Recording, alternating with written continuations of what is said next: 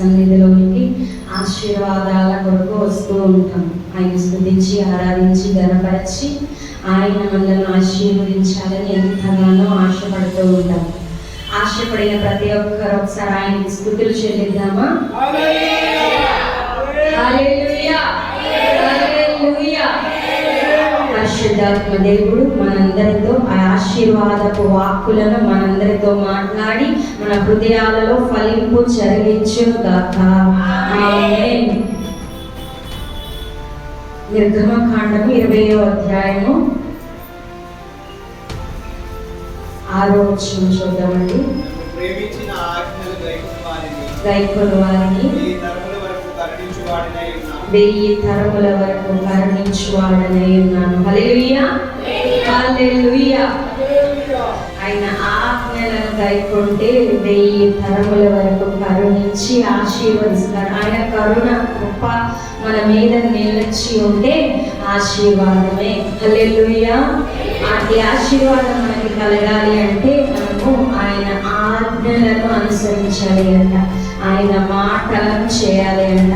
ఆయన ఉద్దేశం అంతయు మనం చేయవలసిన వారుగా ఉంది.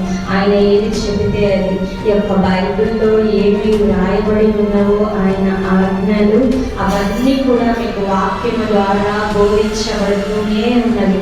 అట్టి వాక్యాలను, అట్టి ఆజ్ఞలను, అట్టి నియమములను మనము చేసినట్లయితే మన మీద ఆయన కరుణ ఉండి ఆశీర్వాదము మనకు మాత్రమే కాదు 1000 తరముల వరకు వస్తాడంట. హల్లెలూయా, హల్లెలూయా. మనమైతే మన బిడ్డల వరకు ప్రార్థన చేస్తామేమో, అయ్యా నా బిడ్డలను దీవించయ్యా, లేక ఇంకొక పెద్దవారైన వారు ఉంటే నా మనవాళ్ళను దీవించయ్యా అని చేస్తారు. లేక ఇంకా పెద్దవాళ్ళు అంటే ఇంకా 3వ జనరేషన్ కూడా చేస్తూ ఉంటారు. అయితే దేవాది దేవుడు నమ్మకస్తుడై ఆయన అంట నీ యొక్క భక్తి జీవితాన్ని చూసి 1000 తరాలు దీవిస్తాడంట. హల్లెలూయా, హల్లెలూయా. నీవు ఎరగవు, నీ పిల్లల పిల్లల పిల్లలని నీవు ఎంత మాత్రము ఎరగవు, నీకు తెలియదు, నీవు చూడలేవు. కానీ నీవు చేసే భక్తి జీవితము నీవు ఎరగని నీ సంతానము అంతటిని దీవించేదై ఉన్నది. హల్లెలూయా, హల్లెలూయా. అట్టి ఆశీర్వాదాలు కూడి ఉన్న మనందరికీ దేవాది దేవుడు అనుగ్రహించును గాక. ఆదికాండము 9వ అధ్యాయము 1వ వచనం చూద్దాం. మరియు దేవుడు నోవాహును అతని కుమారులను ఆశీర్వదించి మీరు ఫలించి అభివృద్ధి పొంది భూమిని నింపుడి. చాలండి. హల్లెలూయా. అందరూ నా వైపు చూడాలి. నోవాహుతో దేవాది దేవుడు ఆశీర్వాదాన్ని పలుకుతూ ఉన్నాడు. ఆశీర్వాదాన్ని పలుకుతూ ఉన్నాడు. ఏమని అంటే మళ్ళీ చదువు. దేవుడు నోవాహును అతని కుమారులను ఆశీర్వదించి మీరు ఫలించి అభివృద్ధి పొంది భూమిని నింపండి అని ఆశీర్వదిస్తూ ఉన్నాడు. మనకందరికీ తెలుసు నోవాహు జీవితం యొక్క స్టోరీ, మనం అందరం చెప్పుకుంటూనే ఉంటాం. ఇట్టి ఆశీర్వాదము నోవాహుకు రావడానికి ముందుగా ఎంతో ఆజ్ఞానుసారమైన జీవితము గడిపి ఉన్నాడు. హల్లెలూయా, హల్లెలూయా. ఆ ఆజ్ఞ ఎలాగున నిర్వర్తించాడు, ఆజ్ఞను ఎలాగున చేసి ఉన్నాడు అంటే ఇంతకు ముందు ఎప్పుడు తను చూడని వినని కార్యాలు.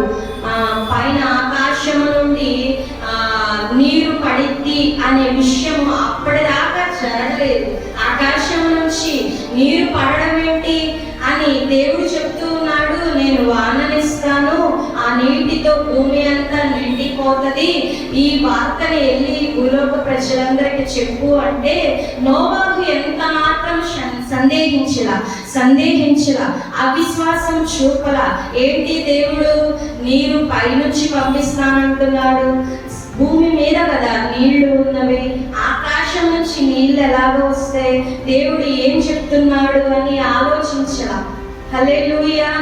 దేవుడు చెప్పిన మాటను గుడ్డిగా నమ్మేశాడు, విశ్వసించాడు. హల్లెలూయా. అదృశ్యమైనవి దృశ్యమగుటకును, దృశ్యములు అదృశ్యమగుటకును నిజ స్వరూపమై ఉన్నది విశ్వాసం. హల్లెలూయా. విశ్వాసం అంటే ఉన్నది లేనట్లుగా, లేనిది ఉన్నట్లుగా నమ్మడమే విశ్వాసమై ఉన్నది. నోవాహు జీవితంలో ఆ వాక్యాన్ని ఖచ్చితంగా చేసి ఉన్నాడు. దేవుడు ఏది చెబుతూ ఉన్నాడో అది చేయగలడు అని వెళ్ళి దేవుని చెప్పిన మాట ప్రకారముగా భూలోక ప్రజలందరికీ, తన ఇంటి వారికి దేవుడు చెప్పిన వాక్కును ప్రకటించిన వాడిగా ఉన్నాడు. దేవుడు చెప్పిన వాక్కును ప్రకటించిన వాడిగా. ఎంతో మంది అవమానపరచవచ్చు, ఏంటి వెర్రితనముగా మాట్లాడుతూ ఉన్నాడు, వీడి పిచ్చివాడా, వీడి చేస్తున్నది ఏంటి అనుకోవచ్చు. అయినా సరే ఆ నిందలకు కానీ, ఆ అవమానాలకు కానీ, దూషణలకు కానీ ఎంత మాత్రం లోపల ఒక్కసారైనా అవిశ్వాసం రాలేదు. కానీ విశ్వాసాన్ని చూపించి ఆజ్ఞను అనుసరించి ఆశీర్వాదాన్ని పొంది ఉన్నాడు. హల్లెలూయా. దేవుడు ఆశీర్వదించే సమయానికి ముందుగా నోవహు తన యొక్క భక్తి జీవితాన్ని కొనసాగించి ఉన్నాడు, విశ్వాసాన్ని కనపరిచాడు, ఆజ్ఞను తలవుకి చేసి ఉన్నాడు గనుక తరువాత దేవుడు ఆశీర్వదించి ఉన్నాడు. ఈనాడు భక్తులందరూ, మన క్రైస్తవ భక్తులందరూ మొదటి రోజు ఆరాధనకి అనగా మనకు లోకంలో ఎన్నో తప్పులు చేసి, పాపములు చేసి ఎంతగానో తిరిగి దేవుడు ఆయనే నిజ దేవుడని, ఆయన ద్వారానే పాపములు పోతాయని తెలుసుకొని మనము ఆలయానికి వచ్చిన మొదటి రోజే మనల్ని ఆశీర్వదించాలని కోరుకుంటారు చాలా మంది భక్తులు. అయితే అది ఎంత మాత్రం సాధ్యపడదు. హల్లెలూయా. దేవుడు నీ పాపాలను క్షమించి నిన్ను తను చేర్చు, ఆయన తన యొద్దకు చేర్చుకుంటాడు. కానీ నీవు నీ భక్తి జీవితాన్ని దేవుని ఎదుట చూపించవలసినదే. నీ ఆజ్ఞలు, నీకు ఇవ్వబడిన దేవుని ఆజ్ఞలను నీవు అనుసరించి ఆయన ఎదుట నమ్మకస్తుడుగా నీవు ఉండినప్పుడే నీకు ఆశీర్వాదం కలుగజేస్తాడు. హల్లెలూయా. ప్రతికూలమైన పరిస్థితుల్లో కూడా, అన్ని చేయి దాటిపోయిన స్థితిలో కూడా నీవు భక్తి జీవితాన్ని చూపిస్తావు చూడు. అవమానపరిచినప్పుడు కూడా చూపిస్తావు చూడు. అప్పుడు ఆ తర్వాత ఆశీర్వాదము బయలుదేరుతుంది. ఒక్కసారి ఆయన ఆశీర్వాద వచనం పలికి ఉన్నాడంటే మనకు మాత్రమే కాదు, 1000 తరముల వరకు కొనసాగుతుంది. హల్లెలూయా. హల్లెలూయా. ఈ 1000 తరాల ఆశీర్వాదము నీకు రావాలి అంటే ముందుగా నీవు ఆజ్ఞలను అనుసరించాలి, ముందుగా నీవు విశ్వాసతను చూపాలి, భక్తి జీవితాన్ని చూపాలి. ఆయన ఏది చెబుతూ ఉన్నాడో అది చేసినట్లయితే, క్రమముగా చేసినట్లయితే అప్పుడే నీకు ఆశీర్వాదము బయలు వస్తుంది. హల్లెలూయా. ఇక్కడ ఆశీర్వదిస్తూ చెబుతున్నాడు, నీవు కుమారులు కూడా ఆశీర్వదించి పలుకుతూ ఉన్నాడు. ఒక్క నోవాహు కూర్చే దేవుడు పలకటల్లా కుమారులను ఉద్దేశించి పలుకుతూ ఉన్నాడు. ఈ కుమారులు కూడా కలిసి మీరు ఫలించండి అని దేవుడు ఆశీర్వదిస్తూ ఉన్నాడు. హల్లెలూయా. హల్లెలూయా. నీ కుమారులు, నీ తరములు, నీ తరతరములు ఆశీర్వదింపబడాలి అంటే నీవు ఒక్కటే చేయాలి, ఒక్కటే ఆయన ఆజ్ఞను తల ఉంచి చేయాలి. ఎలాంటి ప్రతికూలమైన పరిస్థితులు ఉంచినా నీవు తల ఉంచిన వాడివైతే ఖచ్చితముగా నీవు మాత్రమే కాక నీ తరాలు దీవించబడతాయి. హల్లెలూయా. అయితే ఈ వాక్యాన్ని వింటూ కూడా, వాక్యాలను తెలిసి కూడా మన ప్రజలందరూ, క్రైస్తవులందరూ లేక కొంతమంది ఏమి చేస్తూ ఉంటారంటే ఇహలోక ఆశీర్వాదాలను కూర్చాలని చూస్తూ ఉంటారు. భూలోక సంబంధమైన ఆశీర్వాదాలు, బిడ్డలకు మంచి చదువునిద్దామా, లేక మంచి ఆస్తులను కూడబెడదామా, లేక అదిగో పలానా వాళ్ళ కుమారుడట అని ఒక మంచి పేరునిద్దామా అని ప్రయాసలు పడతారు. అవన్నీ కూడా నీవు ఒక్క తరం వరకు అందించగలవేమో, నీ బిడ్డల వరకు ఇస్తావేమో. ఆ బిడ్డ సరిగా ఉంటే ఆ ఆస్తులు కాపాడుకుంటాడు, లేకపోతే కాపాడుకోలేడు. అవి కూడా దేవుడి వలన కాపాడబడవలసినదే. కానీ నీవు దేవుని సన్నిధిలో నిలచి ఫలిస్తే, నీవు చూడని నీ తరంలో కూడా నీవు ఆస్తిని పోగేసేవాడిగా, అనగా దేవుడు ఇచ్చి ఆశీర్వాదాన్ని దాచిపెట్టేవాడిగా ఉన్నావు. హల్లెలూయా, హల్లెలూయా. సంపాదించినవన్నీ ఒకసారి వరద వస్తేనో, భూకంపం వస్తేనో, సునామీ వస్తేనో అన్నీ లైవ్. చదువుకున్న జ్ఞానం సునామీలో కాపాడదు, వరదలో కాపాడదు. లేక బిడ్డలకి ఇప్పుడు చూస్తే తల్లిదండ్రులు ఉదయం లెగవటంతో ఇంకా లెగవక ముందే వాడిని లేపేసి రాత్రి మళ్ళా పడుకునే సమయం వరకు ఏవేవో జ్ఞానాలను వారికి అభ్యసింప చేయాలని చదువు మాత్రమే కాక వేరే వేరే వాటిని నేర్పించే వారిగా ఉంటూ ఉన్నారు. మంచిదే, కానీ దేవుడు లేకుండా ఆశీర్వదించబడటం అసాధ్యమై ఉన్నది. హల్లెలూయా. దేవుడు నిన్ను ఆశీర్వదిస్తేనే, దేవుడు నీకు జ్ఞానం ఇస్తేనే ఇక లోక సంబంధమైనవి, పై సంబంధమైనవి అన్నీ కూడా నీకు అనుగ్రహింపబడను.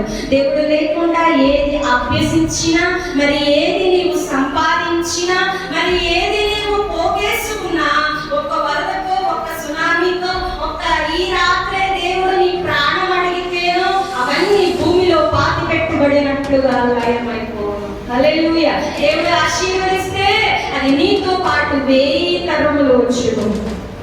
ఒక మాట చదువుదాము, సామెతలు 10వ అధ్యాయము 22వ వచనము.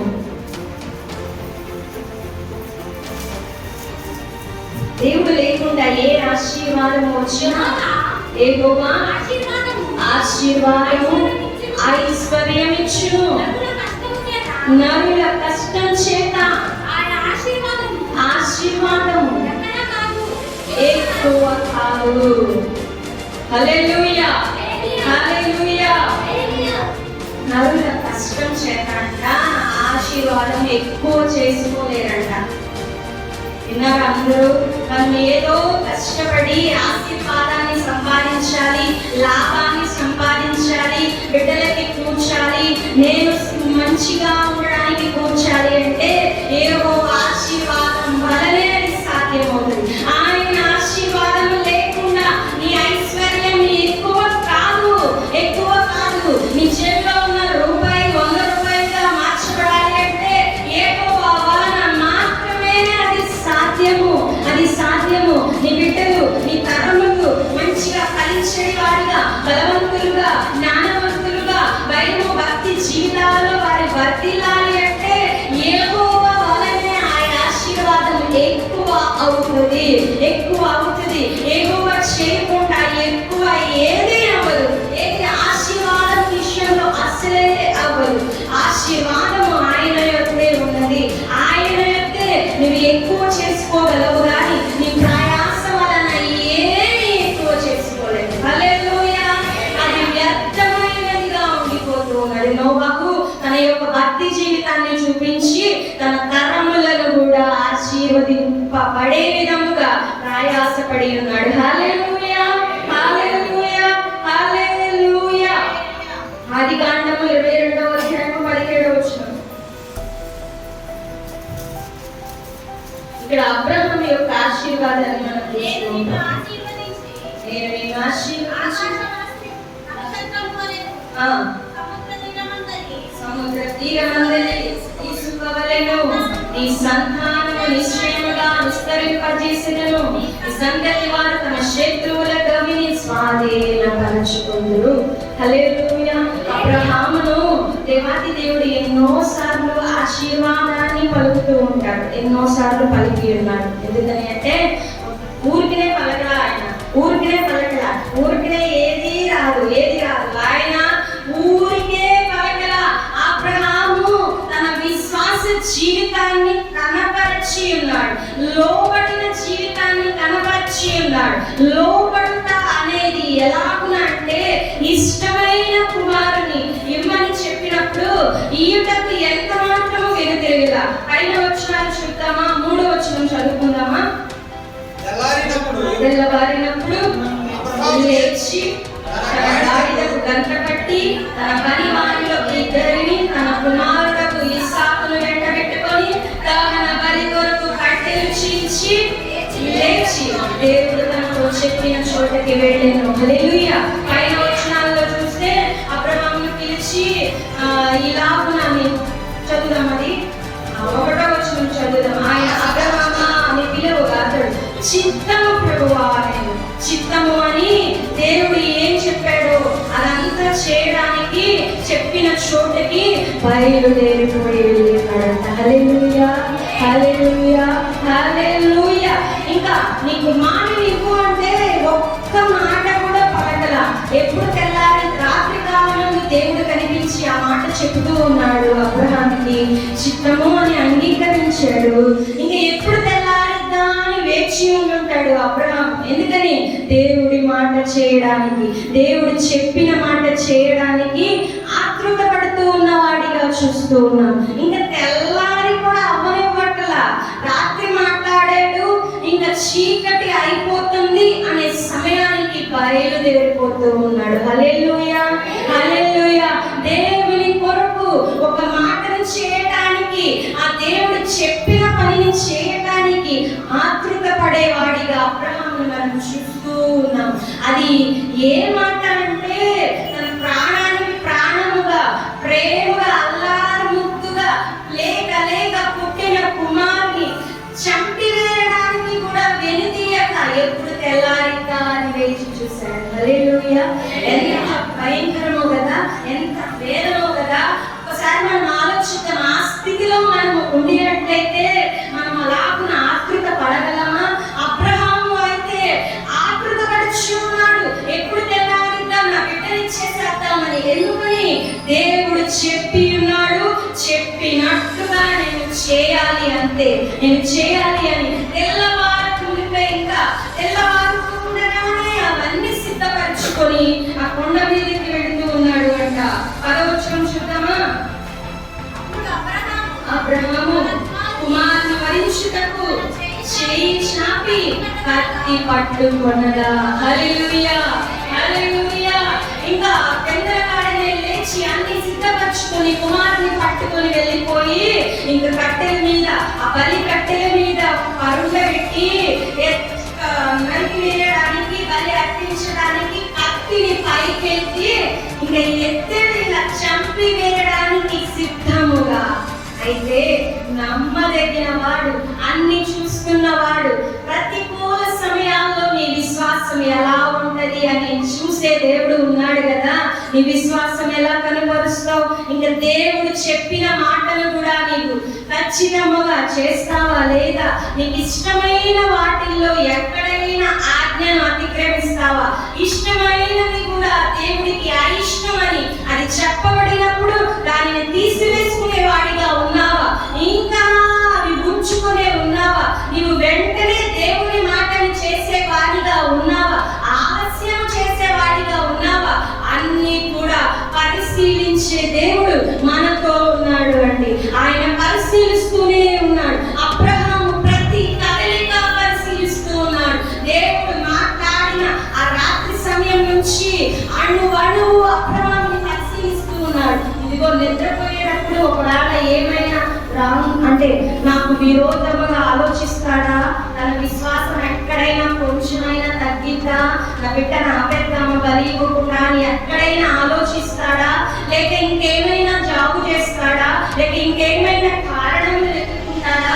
మనసులో ఎక్కడైనా వేరొక స్వభావం వస్తుందా అని ఆ మాట చెప్పిన దగ్గర నుంచి పరిశీలిస్తూ ఉన్న దేవుడు తన ప్రతి కదలికను పరిశీలిస్తూ ఎక్కడ వరకు పరిశీలించాడు అంటే కత్తి ఎత్తే వరకు పరిశీలించాడు. హల్లెలూయా, హల్లెలూయా. మన అబ్రహాము ఎంతో విశ్వాసవంతుడై దేవుడు చెప్పిన మాటకు లోబడేవాడై అతి ప్రేమ కలిగిన దేవుని మీద ప్రేమ కలిగిన వాడై విధేయుడై కత్తి ఎత్తే వరకు నమ్మకస్తుడుగా ఉన్నాడు. హల్లెలూయా.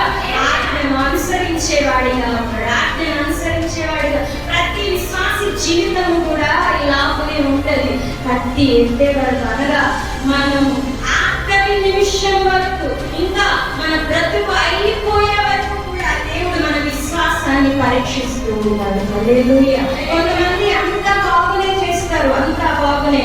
ఉదాహరణకి అదే అబ్రహాము రాత్రి చేస్తానని చెప్పి ఇంకా అన్నిటినీ సిద్ధపరచుకొని బలి అర్పించడానికి సిద్ధపరచుకొని కట్టెలు అన్నిటిని సిద్ధపరచుకొని ఆ కొండ ఎక్కేటప్పుడు ఒకవేళ మనసు మార్చుకొని ఉంటే కింద ఇవ్వబడిన ఆశీర్వాదాన్ని కోల్పోయేవాడు. ముందు గంటలన్నీ కూడా దేవుడికి లోబడి ఇంకా ఆఖరి దేవుడు ఆశీర్వదించే సమయానికి వచ్చేటప్పటికి తను ఒక్కసారి తన ఆలోచనని కానీ మార్చుకున్నట్లయితే ఆశీర్వాదాన్ని కోల్పోయేవాడు. ఈనాడు క్రైస్తవులకి ఆశీర్వాదం తక్కువ అవడానికి కారణం ఏంటంటే ముందంతా భక్తి జీవితం బాగానే చేస్తాం, చాలా విషయాల్లో భక్తి మంచిగా కొనసాగిస్తూ ఉంటాము. ఇందాక మొదటగా దైవజనులు మనతో మాట్లాడిన విధముగా అన్ని విషయాల్లో కరెక్ట్ గా చేస్తూ వస్తూ ఉంటాం. ముందంతా బాగానే ఉంటది. ఆఖరి సమయంలో భక్తి ఎత్తే సమయానికి వచ్చేటప్పటికి అబ్రహాం, అయ్యా నా కుమారుడిని ఇవ్వలేమయ్యా అని ఒక్క మాట కలిగినట్లయితే ఆశీర్వాదం వచ్చేది. కత్తి ఎత్తే వరకు చంపే వరకు కూడా నిలకడగా నిలిచినాడు. క్రైస్తవులు అన్ని చేస్తూ ఉంటారు, ఎన్నో శ్రమలు అనుభవించి భక్తి జీవితాలను కాపాడుకునే వారిగా ఉంటారు. ఎన్నో ఇబ్బందులు పడుతూ కూడా నేను క్రైస్తవుని అని చెప్పుకోవడానికి వెనకాడరు. ఎన్నో దేవుని గురించి విడిచిపెట్టే వారిగా ఉంటారు. మరి ఎన్నో త్యాగాలు యేసు కొరకు చేసే వారిగా ఉంటారు. కానీ ఒక్క విషయంలో ఆఖరి దేవుడు నీకు ఇంకా ఆశీర్వదించబోతున్నాడు అనే సమయానికి అవిశ్వాసాన్ని కనపరిచేవారిగా ఉంటున్నారు. అందువల్ల ఆశీర్వాదాన్ని కోల్పోతూ ఉన్నారు. ఇంతవరకు కష్టపడిన మనము ఇంకా ఈ బ్రతుకు దినములన్నీ కూడా ఎన్నో శ్రమలకి వచ్చి ఎన్నో వేదనలకి వచ్చి మనము మన యొక్క భక్తి జీవితాన్ని కాపాడుకుని మనము ఆ యొక్క ఒక్క విషయంలో మనం తప్పిపోకుండా ఉండినట్లయితే ఆశీర్వాదాన్ని దేవుడు ఇచ్చేది. హల్లెలూయా. పూర్తిగా అబ్రహామును గమనిస్తున్న దేవుడు కత్తి ఎత్తే వరకు గమనించి ఆఖరి సమయంలో మాట్లాడుచున్నాడు కదా. 17వ వచనం, నేను నిన్ను ఆశీర్వదించి ఆకాశ నక్షత్రముల వలెను సముద్ర తీరమందలి ఇసుక వలెను నీ సంతానము నిశ్చయముగా విస్తరింపజేసెదను. నీ సంతతి వారు తమ శత్రువుల ద్రవిని స్వాధీనపరచుకుందురు. హల్లెలూయా, హల్లెలూయా. అంత ఆశీర్వాదం సంతానము వరకు అంత ఆశీర్వాదం దేవుడు ఇచ్చి ఉన్నాడంటే అబ్రహాముకి ఊరికే రాలా ఎంతో శ్రమ అనుభవించాడు, వేదన అనుభవించాడు. గుండె పగిలిపోయి ఉంటది. తన ఇష్టమైన కుమారుని చేతులతో చంపాలి అంటే ఎంత వేదన అనుభవించి ఉంటాడో. మరి ఆయన ఊరికే ఆశీర్వాదాన్ని పొందలా. ఓ క్రైస్తవుడా వింటూ ఉన్న నా ప్రియ సంఘమైన నా బిడ్డలారా, ఊరికే ఆశీర్వాదం ఎంత మాత్రము రాదండి, ఎంత మాత్రము రాదు. మనం ఆయన ఎదుట ప్రయాసపడవలసిన వారిగా ఉన్నాము. ఏంటి నీ ప్రయాస అంటే ఆయన ఏ ఆజ్ఞ చెబుతూ ఉన్నాడో ఆ ఆజ్ఞను చేయడమే నీ ప్రయాసగా ఉండాలి. ఏది అయితే నీకు తెలియపరచబడుచు ఉన్నదో ఆయన ఉద్దేశములు అవి నీవు ఖచ్చితంగా చేయవలసిన వాడిగా ఉన్నావు. నువ్వు ఖచ్చితంగా చేసినట్లయితే, పూర్తి చేసినట్లయితే ఆశీర్వాదం నీకు మాత్రమే కాదు, నీ తరములకు వచ్చి చేరుతుంది. హల్లెలూయా, హల్లెలూయా. ఊరికే ఆశీర్వాదం రాదు. ఇంకొంచెం ప్రయాసపడు. ఇప్పటిదాకా ప్రయాసపడుతూ వచ్చావు కదా, ఇంకొంచెం ప్రయాసపడినట్లయితే దేవుడు నిన్ను ఆశీర్వదించేవాడిగా ఉన్నాడు. హల్లెలూయా, హల్లెలూయా, హల్లెలూయా. సంఖ్యాకాండము 6వ అధ్యాయము 22వ వచనం, భక్తి జీవితాల ఆశీర్వాదాల గురించి నేర్చుకునేన్నాం. అయితే ఇక్కడ దేవాది దేవుడు ఏం చెప్తున్నాడు అంటే దైవజనుల నోట్ల నుంచి వచ్చే ఆశీర్వాదముల గురించి చెప్తున్నాడు. హల్లెలూయా, హల్లెలూయా, హల్లెలూయా. దేవుడు ఏం చెప్తున్నాడు అంటే మోషే గారికి అహరోనుని పిలిచి ఈ విధముగా చెప్పు, ఇశ్రాయేలు జనాంగాన్ని ఇలా దీవించమని చెప్పు ఆయనతో అని దేవుడు చెప్తూ ఉన్నాడు. దేవుడు మోషే గారికి చెబుతూ ఉన్నాడు. హల్లెలూయా. ఏమైనా చెప్పి దీవించాలంట, చదువుదాం మరొకసారి. ఆశీర్వదించి కాపాడునుగాక, సన్నిధిని ప్రకాశింపజేసి నిన్ను కరుణించునుగాక, చేసి నీకు సమాధానం కలుగు. హల్లెలూయా, హల్లెలూయా. దేవుని మాట ఏంటి అంటే దాని వచనములు దీవించేవాడిగా ఉన్నాడు. హల్లెలూయా. అతని నోటిలో నుంచి ఆశీర్వాద వచనము దేవుడు చెప్పిన ఆజ్ఞగా ఉండగా ఆయన దైవజనుల నోటిలో ఆశీర్వాదాన్ని, వారి చేతిలో ఆశీర్వాదాన్ని, వారి హృదయంలో ఆశీర్వాదమును అట్టి అధికారమును పెట్టి ఉండగా వారి ఆశీర్వాద వచనముల కొరకు మనము వేచి ఉండాలి. హల్లెలూయా. ఎదురు చూడాలి, ఎదురు చూడాలి, ఎదురు చూడవలసిన వారిగా ఉన్నాము. ఆ ఫరోనులకు అది ఒక నియమముగా దేవుడు చెప్పి ఉన్నాడు. ఇశ్రాయేలును యెహోవా దేవుడే ఇశ్రాయేలుని దీవించవచ్చును, కానీ తన సేవకులని, తన ఏర్పరచుకుని జనములను వాడుకోవడానికి కొన్ని వాటిని వారి యొక్క ఏర్పరచబడిన జనాంగములకు దేవాది దేవుడు అప్పచెప్పి వాడుకునేవాడిగా ఉంటున్నాడు. హల్లెలూయా, హల్లెలూయా. గనుక దైవజనుల నోట నుండి వచ్చే ఆశీర్వాదాల కొరకు మనమందరము వేచి ఉండవలసిన వారిగా ఉన్నాము. మరి ఎదుట మన భక్తి జీవితాలను కనపరుచుకుంటూ ఆశీర్వాద వచనం కొరకు వేచి ఉండాలి. మరి ఏమి చెబుతూ ఉన్నారో ఆ విధముగా నడిపించబడుతూ వారి యొక్క హృదయంలో నుంచి ఆశీర్వాదం వచ్చే విధంగా సత్క్రియను చేస్తూ మనము వేచి ఉండవలసిన వారిగా, పొందుకునే వారిగా మనం ఉండవలసిన వారమై ఉన్నాము. హల్లెలూయా, హల్లెలూయా, హల్లెలూయా. ఒక విషయం చెప్తున్నామండి.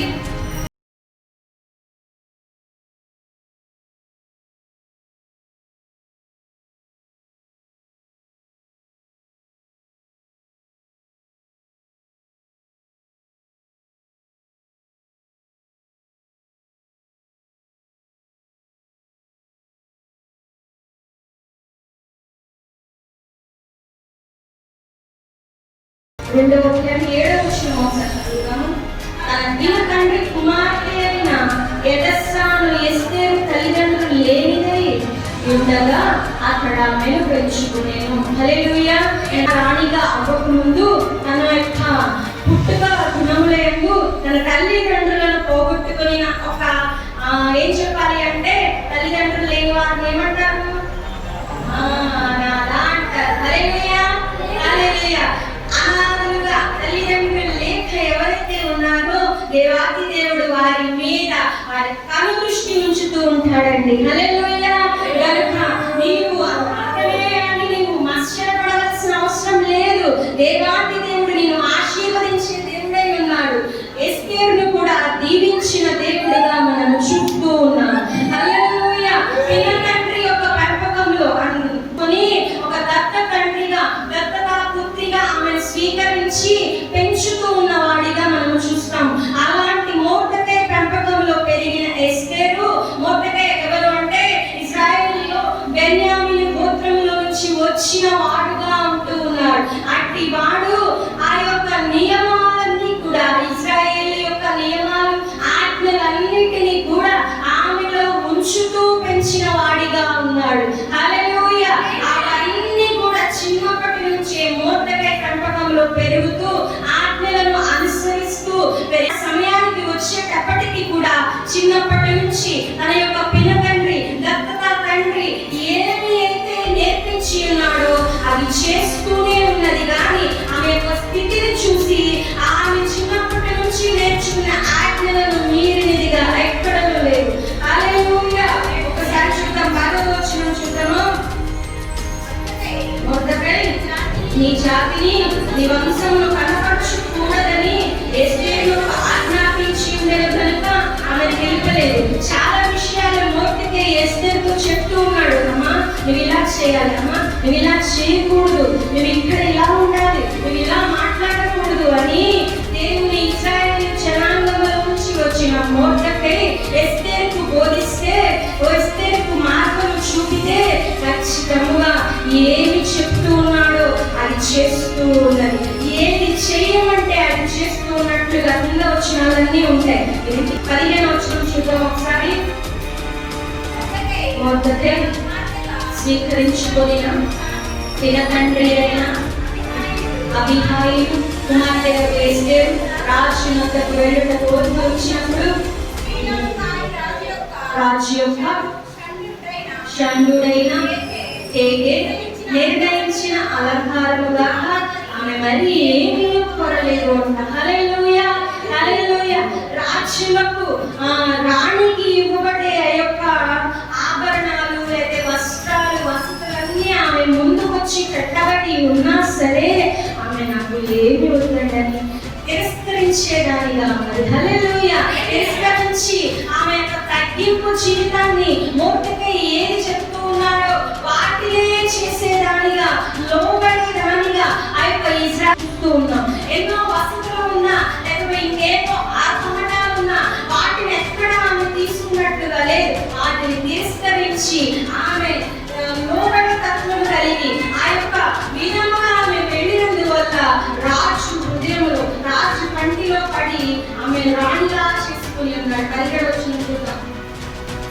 వీళ్ళందరికంటే రాజు ఎస్తేరును ప్రేమించాడు. అన్నిటికంటే ఆమె అతని వలన దయా దాక్షిణ్యములు పొందెను. అతడు రాజ్య కిరీటమును ఆమె తల మీద ఉంచి ఆమెను వష్టికి బదులుగా రాణిగా నియమించాడు. హల్లెలూయా. ఆమె రాణి అగుట కన్నా ముందుగా ఏమి చేసి ఉన్నారంటే తల్లిదండ్రి లేని ఒక శ్రమలతో నుంచి వచ్చి ఏదైతే పెంపుడు తండ్రిగా ఉన్నాడో ఆ తండ్రి పెంపకంలో పెరుగుతూ ఏది చెప్తూ ఉన్నాడో అది ఖచ్చితముగా చేసే విధేయురాలుగా ఉంటూ ఉన్నది. హల్లెలూయా. అలాగే ఆమె చిన్నప్పటి నుంచి గడిపిన ఆ ఆజ్ఞలను అనుసరించే వసతులన్నీ వచ్చినా కూడా అవి ఏమి కోల్పోకుండా ఆమె నీతినే కనపరచలుగా ఉన్నది. హల్లెలూయా. ఎప్పుడైతే ఆమె ఆ యొక్క శ్రమను లేక ఆ యొక్క పడిన నేర్చుకున్న ఆ విధానం మర్చిపోగా ఉంటూ ఉన్నదో రాజు వచ్చి ఆమెను రాణిగా చేస్తున్నాడు. హల్లెలూయా, హల్లెలూయా. దేవుని ఆజ్ఞలను అనుసరిస్తే తప్పక నిన్ను ఆశీర్వదించే దేవుడై ఉన్నాడు.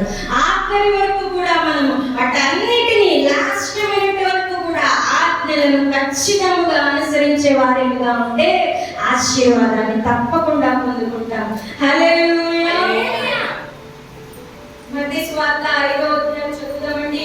దేవుడు కొన్ని ఆశీర్వాదాలను చూపుతూ ఉన్నాడు. అక్కడ నీవు ఇది చేయి నీకు ఇది ఇవ్వబడుతుంది అని చెబుతూ ఉన్నాడు. మన యేసయ్య కొండ మీద ప్రసంగం చేసిన తర్వాత ఆ కొండ మీద ప్రసంగంలో జన సమూహం అందరూ కూడి ఉన్నప్పుడు యేసయ్య చెప్తూ ఉన్నాడు, ఆత్మ విషయమై దీనులైన వారిని పరలోక రాజ్యము వారిని. హల్లెలూయా. ఆత్మ విషయమై దీనులైన వారికంట పరలోక రాజ్యం ఆశీర్వాదముగా ఇవ్వబడుతుందంట.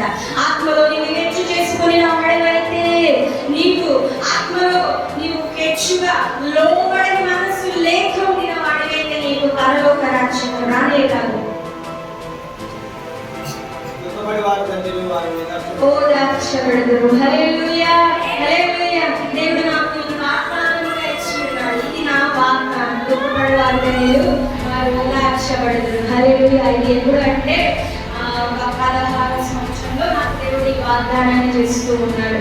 చాలా దుఃఖ సమయంలో చనిపోయిన తర్వాత కొంచెం దుఃఖంగా ఉన్న సమయంలో దేవాది దేవుడు ఒక దర్శనంతో నాతో మాట్లాడుతూ ఉన్నాడు. ఒక మీటింగ్ జరుగుతూ ఉన్నది. ఒక దైవజనుడు బోధిస్తూ నేను వాక్యాన్ని చదువుతూ ఉంటే అదిగో ఆ వాక్యానికి మా చదువు అని అంటూ ఉన్నాడు. దుఃఖపడే వారు ధన్యులు, వారు ఓదార్చబడుదురు అనే వాగ్దానం దేవుడు నాకు చేసి ఉన్నాడు. ఇప్పటి వరకు నిత్యముగా ఆ వాగ్దానం నాకు నెరవేరబడుతూనే వస్తున్నాడు. ఎప్పుడు కన్నీరు కారుస్తానో ఒక్క పొట్టనే విషయాన్ని బట్టి నాకు కొంచెం వేదన పడి దేవుడి దగ్గర అడిగితే ఖచ్చితంగా అది నెరవేరి వస్తుంది. హల్లెలూయా. అది నెరవేరకుండా మారదు. కన్నీటితో ఎప్పుడు ప్రార్థన చేస్తానో అది వెంటనే దేవుడు నెరవేర్చే దేవుడు. ఎందుకంటే వాగ్దానం చేసిన దేవుడు నమ్మదగిన దేవుడై ఉన్నాడు. ఆశీర్వాదాలన్నీ అని చెప్తూ ఉన్నాడు. నేను ఇలా చేయి, నేను ఇలా చేస్తాను అని దేవుడు చెబుతూ ఉన్నాడు. సాత్వికులు ధన్యులు, వారు భూలోకమును స్వతంత్రించుకుంటారు. సాత్వికత ఏంటి అంటే దేనికైనా ఎదురు చెప్పకుండా తల వచ్చి ఒప్పుకునే వారిలాగా సాత్వికత చూపడం అంటే అది. అలాంటి వారికంట భూలోకాన్ని అంత స్వతంత్రింపజేస్తారంట. హల్లెలూయా. తిరుగుబాటు పొగరుబాటు స్వభావం లేని వాడై సాత్వికతతో ప్రతి విషయాన్ని నీవు ఒప్పుకునే వాడివైతే అక్కడ ఉన్న ఆ జనాంగాన్ని, ఆ మనుషులను, ఆ ప్రాంతము, భూమినే నీవు ఏలేవాడిగా స్వతంత్రించుకునేవాడిగా ఉంటావు. హల్లెలూయా. నీతి కొరకు ఆకలి దప్పులు గల వారు ధన్యులు, వారు తృప్తిపరచబడతారు. హల్లెలూయా. ఇప్పుడైతే నీవు ప్రతి విషయాల్లో దేవుని బట్టి ఆకలి కొని ఉండవచ్చు. అయితే నీవు నీతి కొరకు వ్యర్థముగా సంపాదనను చేయకుండా నీతి కొరకు నీవు నిలబడి ఉన్నావు కదా, నీ ఆకలిని ఆయనే తీరుస్తాడంట. వాగ్దానం చేస్తూ ఉన్నాడు, ఆశీర్వాదాన్ని పలుకుతూ ఉన్నాడు. మొదటి నుంచి మనం చెప్పుకున్న రీతిగా ఆశీర్వాదం ఊరికే రాదు, కొంత మనము చేస్తేనే ఆశీర్వాదాన్ని పొందుకునే వారిగా ముందు ఉన్న భక్తులందరినీ మనం చూస్తూ ఉన్నాం. అలాగే నీవు చేయి పొందుకుంటావు. దేవుడు అంటూ ఉన్నాడు, నీతి కొరకు నీవు నిలబడి ఉన్నావు కదా, వ్యర్థముగా నీవు సంపాదించకుండా ఆకలి వేసుకున్నా సరే, లేక నీకు కోల్పోతున్నా సరే, నీకు లేని ఉన్నా సరే, లేక నీకు ఎంతో అవసరమైనా సరే, దేవుని నీతి నుండి నీవు తొలగిపోకుండా ఉన్నావు కదా, కనుక నేను దేవుడు దీవిస్తూ ఉన్నాడు, నీ ఆకలి తీర్చబడతాడంట. హల్లెలూయా, హల్లెలూయా, హల్లెలూయా. ముందు పడిచి ఉన్న ప్రతి శ్రమకు దేవుడు తర్వాత ఆశీర్వాదాన్ని పలికేవాడిగా ఉంటున్నాడు. నువ్వు అంతా అయిపోయింది అనుకోవద్దు, దేవుని ఆశీర్వాదం బయలు వస్తుంది. ముందు అసలైన ఆశీర్వాదం జీవితం ఉన్నది. ఇప్పుడు నీవు లోబడినట్లయితే, ఇప్పుడు నీవు పడిచి ఉన్న శ్రమలో దేవుడు ఏమి చెబుతూ ఉన్నాడో దాని ప్రకారముగా ఆజ్ఞానుసారముగా నీవు జీవించినట్లయితే 1000 తరముల వరకు ఆశీర్వాదాన్ని కలుగజేస్తా ఉన్న దేవుడు ఖచ్చితంగా చేసే దేవుడు అయి ఉన్నాడు. హల్లెలూయా, హల్లెలూయా. కనికరము పొందుదురు. ఇంకా హృదయ శుద్ధి గల వారు ధన్యులు, వారు దేవుణ్ణి చూచెదరు. ప్రతి క్రైస్తవుడు అనుకుంటాడు, నేను దేవుని చూడాలని. ఊరికే చూడలేరంట. హృదయ శుద్ధితో నీవు ఉంటే దేవుణ్ణి చూస్తావు అంట. లోపల పాపములు, వ్యర్థత, చీకటిని మొత్తము ఇంకా ఉండకూడని అన్ని ఉంచేసుకొని నేను దేవుని చూడాలంటే ఎంత మాత్రం కనిపించదు. దేవుడు నీవు చూడాలి అంటే నీవు శుద్ధి కలిగిన హృదయం గల వాడివై ఉండవలసిన వాడిగా ఉన్నావు. హల్లెలూయా. సమాధానపరచువారు ధన్యులు, వారు దేవునికి కుమారులనబడుదురు. ఇది నిమిత్తము హింసించబడువారు ధన్యులు, పరలోక రాజ్యం. వారు హింసించబడుతూ ఉన్నా సరే నీవు ఇంకా నీతిని కాపాడుకుంటే పరలోక రాజ్యం మీదే. హల్లెలూయా, హల్లెలూయా. నా నిమిత్తం నిందించి హింసించి వేరే అబద్ధములుగా చెడ్డ మాటల వల్ల పలుకున్నప్పుడు మీరు ధన్యులు, సంతోషించి ఆనందించుడి, పరలోకమందు మీ ఫలము అధికమగును. హల్లెలూయా, హల్లెలూయా. ఒకవేళ జనములు యేసు గూర్చి మిమ్మలను లేక మీరు నడుస్తున్న భక్తి జీవితాన్ని బట్టి హింసిస్తే మీరు ఏమాత్రం బాధపడకండి, పరలోక రాజ్యం కుమారులుగా మిమ్మల్ని స్వీకరిస్తూ ఉన్నది. హల్లెలూయా, హల్లెలూయా. ఇంకా మత్తయి సువార్త 19:29 చదువుతున్నా.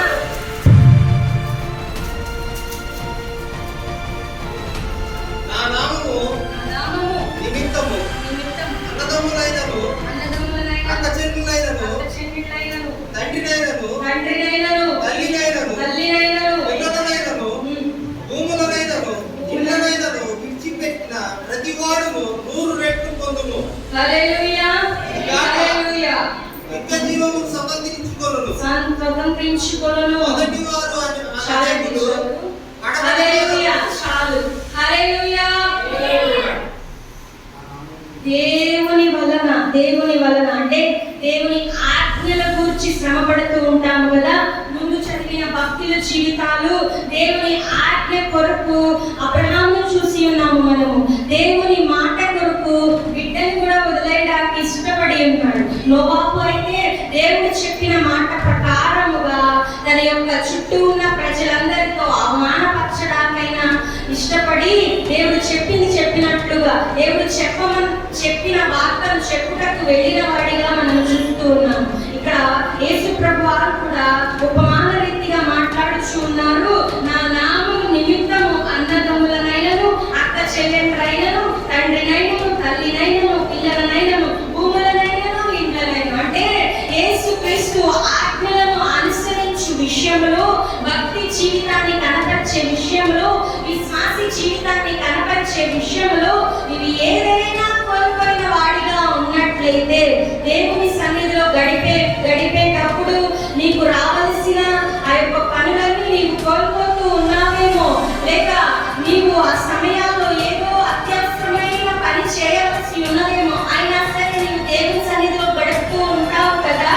అయితే దేవుడు చెప్తున్నాడు, నా కొరకు నీవేదైనా కోల్పోతే 100 రెట్లు పొందుతావంట. హల్లెలూయా, హల్లెలూయా. ఆశీర్వాదము అదే. దేవుని కొరకు నువ్వు ఏదైనా విడిచిపెట్టడానికి, ఏదైనా కోల్పోవడానికి, నీవు నీతిగా ఆజ్ఞ ప్రకారం నడుస్తూ విశ్వాసాన్ని చూపే సమయంలో ఏదైనా నీవు విసర్జించడానికి చూసినట్లయితే దేవుడు అంటున్నాడు, కోల్పోయిన దానికన్నా అత్యధికంగా ఇస్తాను. హల్లెలూయా. ఒక్క బిడ్డను ఇవ్వడానికి వెనుకాడగా అబ్రహాము తన యొక్క కత్తి ఎత్తి ఉంటే దేవుడు ఆశీర్వాదం ఏం కలిగి ఉన్నాడు? ఇసుక రేణుల వలె నీ సంతానాన్ని వృద్ధి చేస్తున్నాడు. హల్లెలూయా. 100 రెట్లైతే దేవుడు ఒక కోటి రెట్లు ఇచ్చాడేమో అబ్రహాముకి. హల్లెలూయా. నువ్వు దేవుని కొరకు ఏదైనా ఒకటి వదులుకోవడానికి, నీ క్రియలను, పాపములను చేస్తూ లేదా ఆజ్ఞ అతిక్రమములను విరోధమైన ఏ క్రియనైనా నువ్వు విడిచిపెట్టడానికి ఇష్టపడినట్లయితే ఆశీర్వాదము 100 రెట్లుగా వచ్చి చేరుతుంది. హల్లెలూయా. ఆశీర్వాదం ఊరికనే రాదు, ఎంత మాత్రము రాదు. ముందు నీవు భక్తి జీవితాన్ని, విశ్వాస జీవితాన్ని, ఆజ్ఞను అనుసరిస్తేనే నీవు ఆశీర్వదింపబడతావు. మనం మొదటి చదువుకున్న వాక్యాన్ని మరలా ఒకసారి చదువుదామా? నిర్గమకాండము 20వ అధ్యాయము 6వ వచనం చదువుదామండి. నన్ను ప్రేమించి ఆజ్ఞను గైకొను వారిని 1000 తరముల వరకు కరుణించువాడనై ఉన్నాను. హల్లెలూయా. అట్టి ఆశీర్వాదం మనకి కావాలి అంటే, 1000 తరముల ఆశీర్వాదం కావాలి అంటే ఆజ్ఞను అనుసరించి, విశ్వాసమును కాపాడుకొని, భక్తిని కాపాడుకొని, దేవుని ఎదుట విధేయతను చూపిన వారిగా ఉంటే ఖచ్చితంగా నీ ఆశీర్వాదం 1000 తరముల ఉంటుంది. హల్లెలూయా. దిక్కులేని రాణిగా ఎస్తేరు ఉండినది. తన మొదటి స్థితి ఎలా ఉంది అంటే, దిక్కు లేని స్థితిలో ఒక బంధువుల వారు పెంచే స్థితిలో ఆమె స్థితి ఉండిపోయినది. కానీ ఆమె ఏదైతే ఆజ్ఞలను అనుసరిస్తూ బ్రతికినదో తను మాత్రమే దీవించబడక తన పిల్లలు కూడా రాజకుమార్తెలు, రాణులు, రాజులుగా ఆశీర్వదింపబడి ఉన్నారు. హల్లెలూయా, హల్లెలూయా, హల్లెలూయా. మన దేవుడు ఆజ్ఞను అనుసరిస్తే ఆ విధముగా 1000 తరాలు దీవించే దేవుడై ఉన్నాడు. హల్లెలూయా. దేవుని కొరకు నీవు ఒక్క క్రియ ఏదైనా చేస్తూ నీవు వదిలిపెట్టినట్లయితే, ఏదైనా విసర్జించినట్లయితే, దేవుని కొరకు ఏదైనా ఖర్చైపోయినట్లయితే, కష్టపడినట్లయితే, విశ్వాసాన్ని చూపినట్లయితే ఖచ్చితంగా 1000 రెట్లుగా 100 నీ తరతరములు దీవించబడేలాగా దేవుడు ఆశీర్వదించే దేవుడై ఉన్నాడు. హల్లెలూయా. అట్టి ఆశీర్వాద